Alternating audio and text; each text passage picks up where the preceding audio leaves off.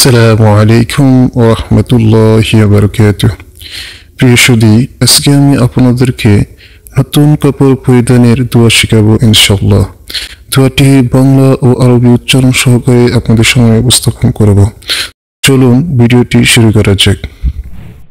اللهم لك الحمد أنت كسوتنيه أسألك من خيره وخير ما صنع له وأعوذ بك من شره وشر ما صنع له اللهم لك الحمد أنت كسوتنيه أسألك من خيره وخير ما صنع له وأعوذ بك من شره وشر ما صنع له হে আল্লাহ, আপনার জন্য সকল হামদ প্রশংসা।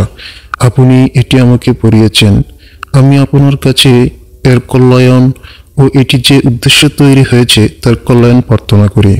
আর আমি এর অনিষ্ট এবং এটি যে জন্য তৈরি করা হয়েছে তার অনিষ্ট থেকে আপনার আশ্রয় চাই।